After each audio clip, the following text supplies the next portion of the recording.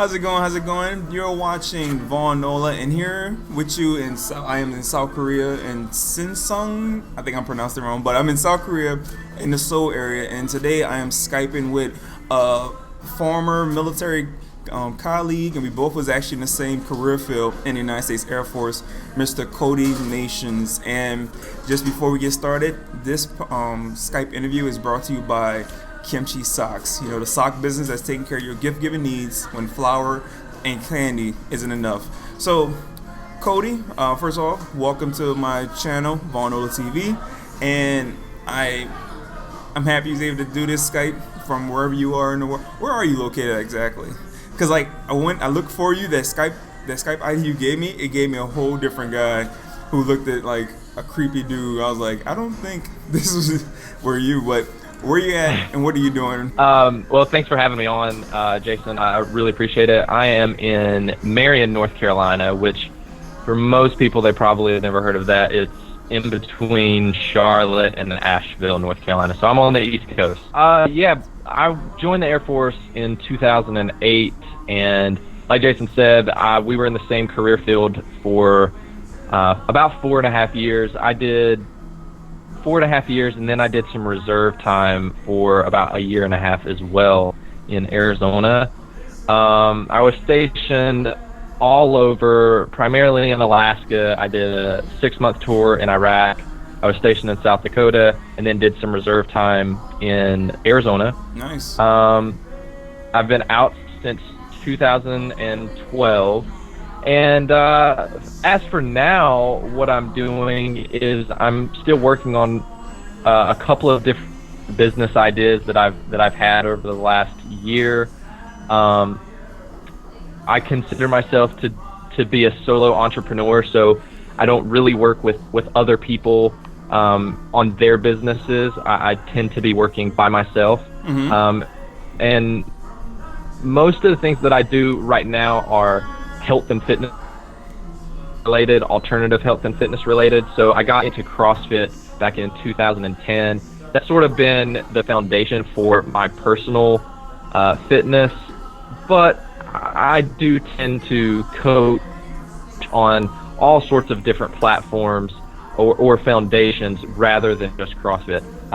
Most of the things that I do are online, email marketing, building a list, things of that nature. You know, I do a podcast, so I've kind of got a wide spectrum of things that I continue to do on a daily basis. Nice. Yeah, you're staying busy. That's how we was trained in the Air Force, right? To stay busy and do multiple stuff. What made you separate from the Air Force? Like, what was the reason for you separating? Because like myself, I'm planning on separating in 2017. To go back to college for computer engineering, and I do other things as well. So what was your reason behind separating from the service? I would say that the main reason was that I never went into the Air Force to do 20, 25, 30 years. That's the first thing. I went in to travel, to get a good education, and I wanted to be in the military. And honestly, there were two different things that happened to me whenever I was on active duty that potentially changed my mind, and I almost re-enlisted. The first thing was that I sort of went into the Air Force like 95% of other airmen, and I was like, oh, I'm going to be a pilot one day. I'm going to go and get my degree and then go pilot school and then do that. Well, that very quickly, that dream sort of just went completely the other way. So that was the first thing. And then the second thing was whenever I got back from Iraq, my day-to-day job in Alaska had been changed. So I was no longer doing like what Jason, I was no longer doing any survey work or GIS work or any AutoCAD work, nothing like that. They put me in the construction management department. Yeah. And so I really didn't like that. But it was okay in Alaska. But the problem was then I got stationed in South Dakota, and I just wasn't a big fan of South Dakota for one, and then being in construction management, it didn't get me excited going into work every day. And for the most part, that was the main reason as to why I wanted to get out, because I knew that if I didn't, I was going to be stuck in South Dakota for many years to come. Yeah. There was no like finish line in terms of like where's the next base at, what's the next career path. I felt stuck, so I immediately jumped ship as soon as possible. Wow. So, but I say all that I say all that as well because I think that if I would have been able to keep the same like daily duties in terms of the GIS work and the AutoCAD surveying, I potentially would have stayed in because I wanted to study that. I wanted to study geography in school, but because that was just ripped away from me, that's whenever I chose to go the other direction. You know, and it actually does make a lot of sense. And we both know the way the military structure is that they want everyone to have their hands on everything. You know, not so they jack of all trades, master of none. And some people don't. Some people that ideal works well in the military, but other people like yourself who want to focus on the AutoCAD and the surveying side of the house because that's something that gives you job satisfaction. And I've seen it. Other EAs, they prefer working in that section, and then when they get put in construction management, where it's something more not for everyone, they lose that job satisfaction. They start to feel like, why am I doing this and whatnot. So yeah, I understand where you're coming from, and you're right. It's better to separate if you don't see the end game.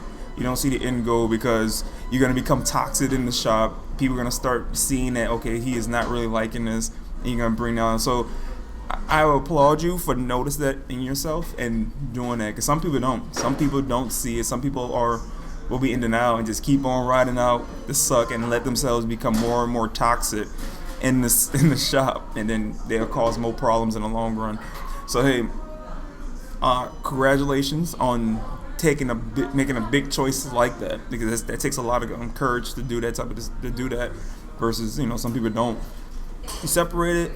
Now you are a solo entrepreneur. So in particular, in regards to your solo entrepreneurship, what was your first solo entrepreneurship venture, and what is your current one that you're working on right now? I know earlier you mentioned you're doing a few. So what's the meat of them?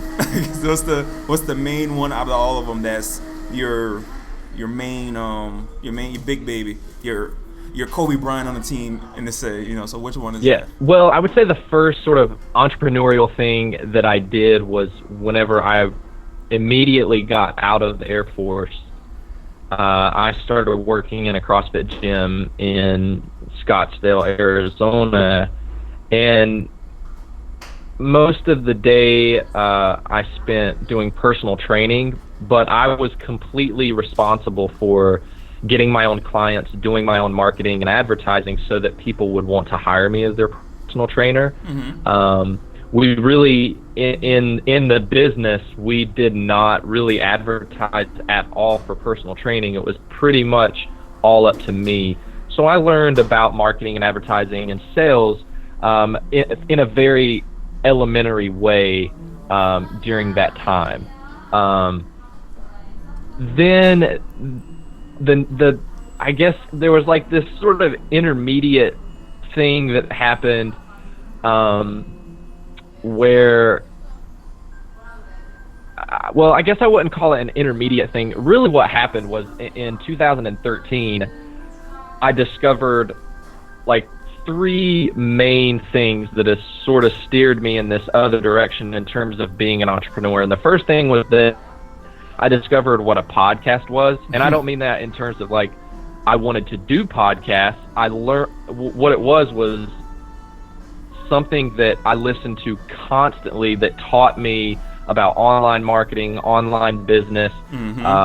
Specifically, I started listening to The Smart Passive Income by Pat Flynn. I started to listen to Entrepreneur on Fire with, I found Pat in the early days, and so I learned like a completely new world was opened up to me whenever I discovered online business. I started listening to John Lee Dumas with Entrepreneur on Fire, Amy Porterfield with whatever the name of hers is, Marketing Made Easy podcast, I think, Online Marketing Made Easy. And so that sort of opened up this online world for me, and I tried my best to learn how to build like a very simplistic website, and that was sort of the first beginning as to what the Cody Nations brand and Cody Nations business, that was where it sort of started. I guess what I was going to say with the intermediate step was, as a side note, I was really into the outdoor world, like big adventure stuff, so mountaineering and skiing and backpacking, and I had this idea of starting my own business called Nations Expeditions, and I got the logo created for it. I did a few little trips here and there. I took some people through the Grand Canyon, into Colorado and different places in Arizona. The problem that I ran into was that I was a very small fish in a big pond, and in order for me to grow, I needed to get some credentials underneath my belt. So I needed to get some formal training.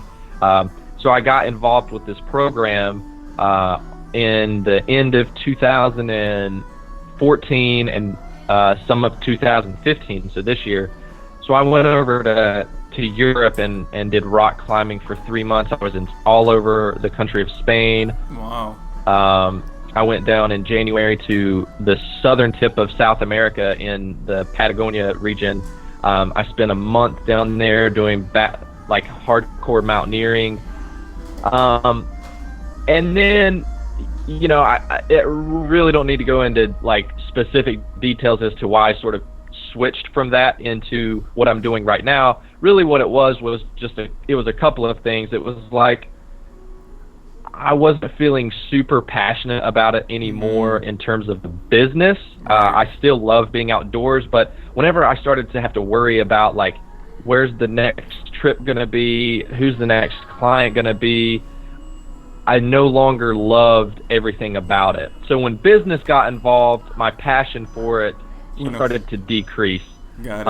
And so that sort of led me into where I'm at right now with the health and fitness industry. I started, I guess the beginning thing that I did was I wrote an online ebook that I gave away for free. The book was called Show It Off. So it was a weight loss book for men and women. It had a diet program in there, a workout program. I talked a lot about the science of weight loss.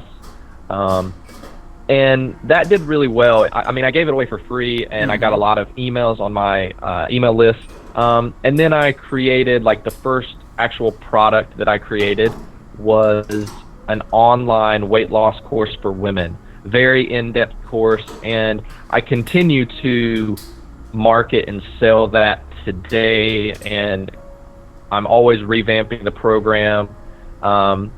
Recently, actually going on right now in the first week of December, I've got an online fitness challenge that I'm doing with about 25 people that signed up just to keep people moving over the holidays. So really, that's sort of the entrepreneurial side of things. And all the while, I guess, like, if I had one sort of takeaway from all that, the main thing that I've always focused on is never stop learning. So that's always true. Reading books, always reading articles, looking into research, because that's the most valuable asset. And then from there, the most important thing is to take action. When it's so easy to sit on an idea for days, weeks, months, even years at a time.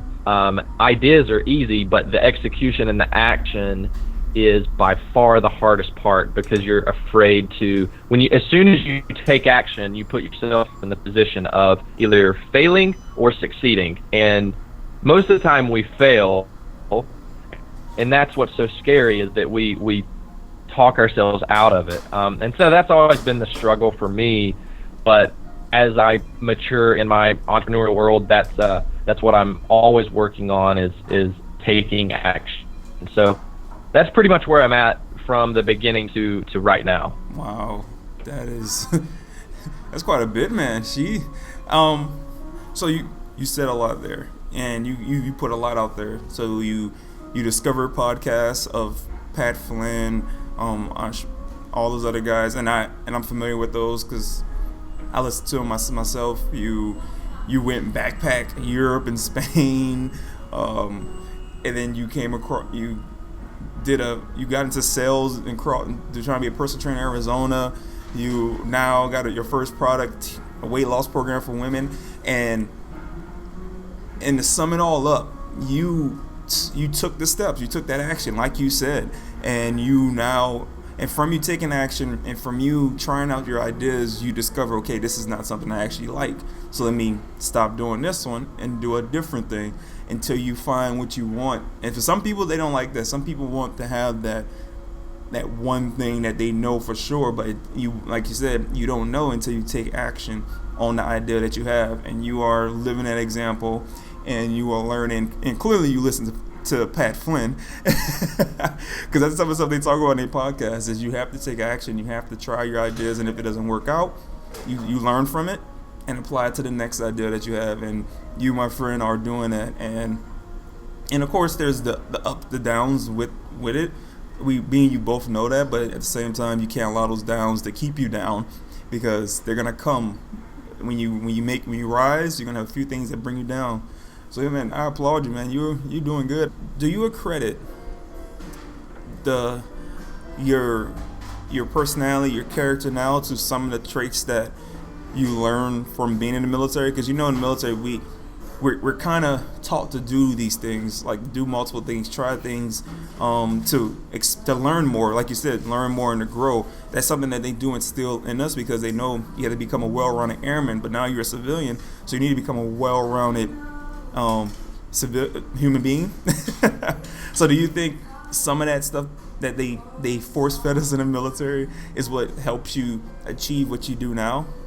There are a lot of takeaways that the Air Force instilled in me that I have to this day. One of those is, as an entrepreneur and working for myself, there are days where I feel sort of lost, or maybe I just put a product out and I worked my butt off on it, and the selling, advertising process is over, and like that product is on the back burner for a couple of weeks or a couple months, and there's like the 1 or 2 days and there I don't really have anything to do or scheduled, and I feel always, I get anxious, because I feel like, what have I got to do? I've got to find something to do. Not working is worse than working. I remember days in the military where, I'd worked on a big project. Let's say it was a big GIS project or something like that. And I would finish the project up, and there wouldn't be anything on the schedule to do like right away or the next day. One thing, Jason, I would say as well is that the military did instill a work ethic that, yes, I already had worked hard for many years before I joined the military. Right. But it did instill a work ethic in me to always, always, always do good and great work. Like, don't just settle for half-ass work or a half-ass result. So make sure that the work that you do is really great. And that's stuck with me even to right this very minute. The things that I say, the things that I do, the things that I involve myself with I want to make sure that I'm always doing a great job and doing it to the best of my ability. See, and I'm so happy that you're doing this interview, because I've been trying to tell people, and you probably, I'm pretty sure you probably heard the people when you tell them, oh, I'm separating, and they'll tell you, oh, it's hard out there, it's not gonna be easy, you're not gonna be able to find a job.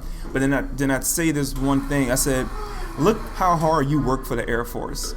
If you was to apply that same work ethic, that same kick-assness, that same you get up at 4 or 5 o'clock in the morning to start your day when you get out the military, you will be just fine.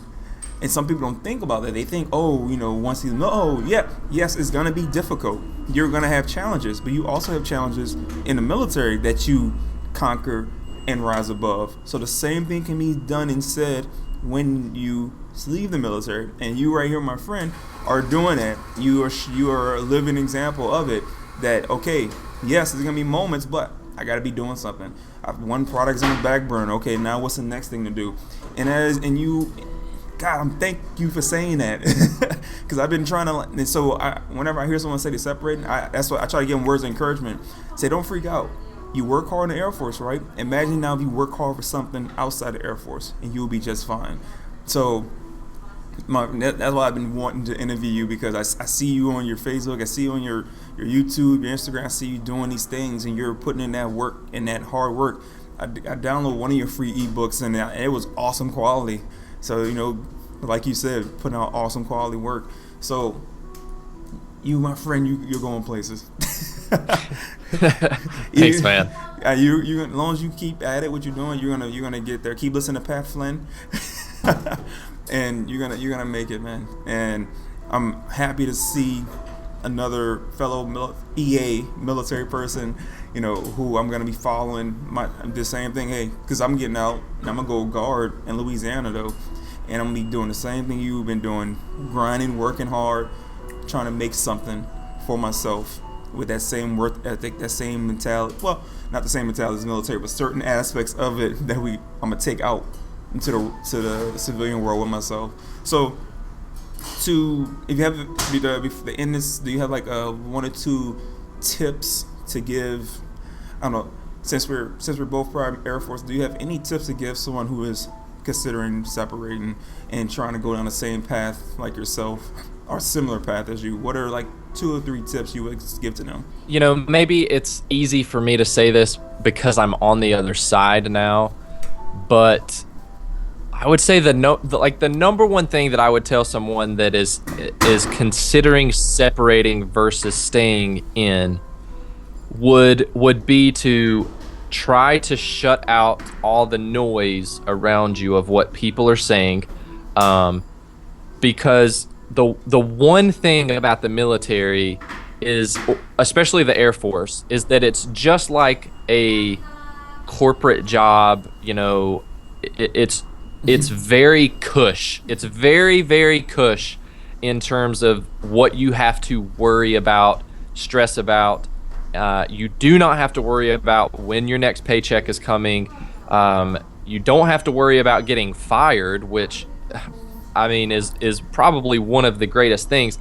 And that's why you hear the tech sergeants, master sergeants, seniors, and chiefs and around you saying it's really hard on the outside. But my argument to them would be, how do you know? Because you're not out.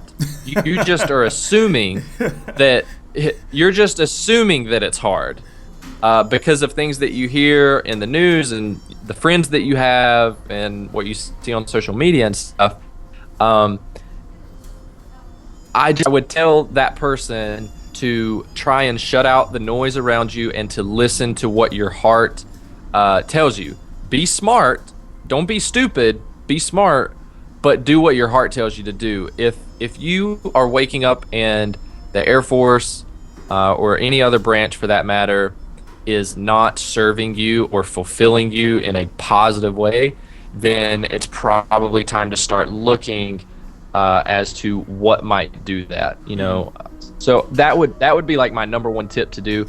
I guess if I had maybe one other thing, it would probably be to not get so caught up in the what can the Air Force give me versus what can something else give me that is outside of the military. And I guess this, this kind of goes back to the first thing, but the Air Force does give you a guaranteed job. It gives you a guaranteed paycheck. It gives you guaranteed health benefits. Those, and you get your educational benefits. That's fantastic. But I would just, and again, this is so easy for me to say being on the outside. I know what it was like whenever I was in that position. To say no to all that sounds very silly and stupid, but at the end of the day, you just got to do what your heart tells you to do. And so that's what I would do, is I would compare, but I would compare the 2, 3, 4 different options that you have. I would sleep on it for, days, weeks, months at a time, however long you need to, and be smart, but also just do what, your heart tells you to do, because that is when you're going to find something that truly makes you happy. Cody, I appreciate you doing this, man. Appreciate you sharing your wisdom, your experiences of while in the military and after the military. This video will help out a lot of people, even help inspire me, myself, and I'll hope more military people who are considering separating will be able to get a chance to see this video and get some motivation as well. One thing I thought about when I do separate is to, after I'm out for a while, and I'll probably get some other people who separate from military, is we try to we do like a base tour or something and go talk to people. Like when you went to TAPS, they said they send people to talk to you. And one thing I had an issue with, I did TAPS I think last year and checked it out. I had an issue with some of the speakers, not because they didn't know what they were saying, it's because they couldn't relate to us. Some of the speakers was not military, nothing, no prior military at all. But yes, they had information, but I couldn't really relate to them. I couldn't ask them, okay, then how was life for you after the military, because they wasn't in the military. And I feel like for when I get out, that's one program I'm gonna try to start is, hey, look, instead of you paying these contractors who have no military background, why don't you pay my group of people to come and talk to these military people? Come bring us on and come and give them some assurance. Okay, yes, this is what's gonna happen. But if you do this can help you succeed. Then they have other programs, but when they came and brought people to come talk to us, I think that's not really the best option. They should bring people like yourself, who prior military, who can explain to them, okay, this is what's gonna happen, this is what you need to do. So, but that was my little rant. Anyways, thank you, man. No, that's crazy that you say that, man, because literally for the last month, I've been thinking about that.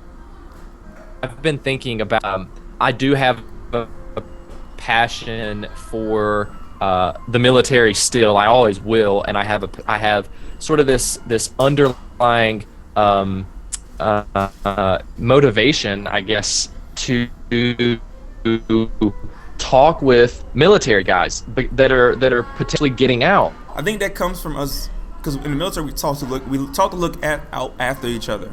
And even though that you're no longer in, and I'm soon be not in them, and soon I won't be in anymore, but we still want to look out for those who wants to follow us in that same path. So it's kind of like we're giving back to the military in a sense for what they gave to us by helping them help these people transition smoothly into the civilian world again.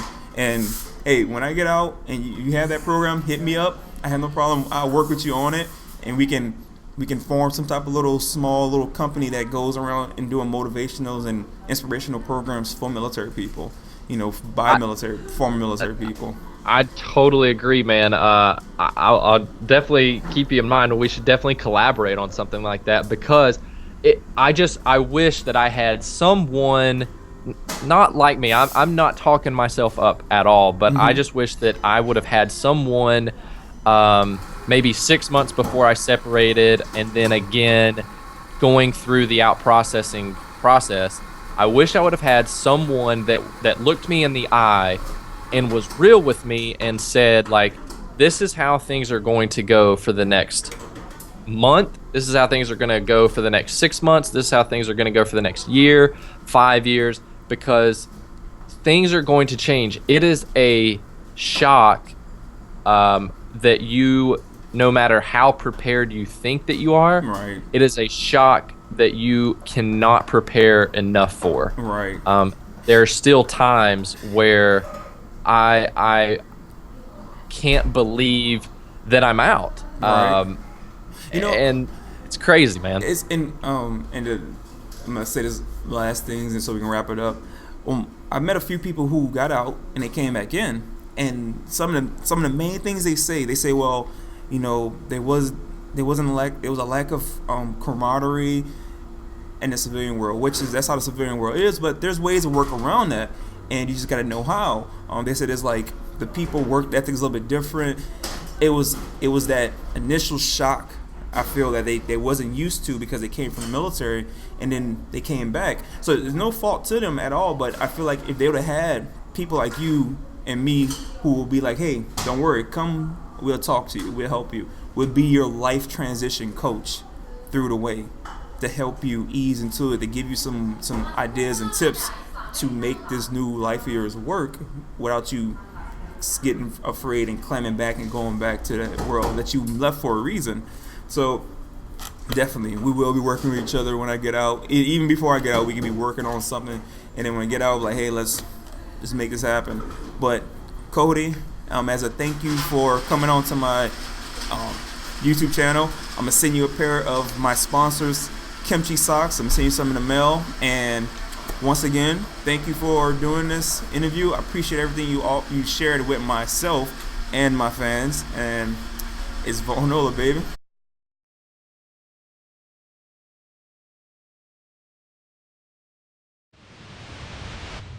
It's Nola, baby.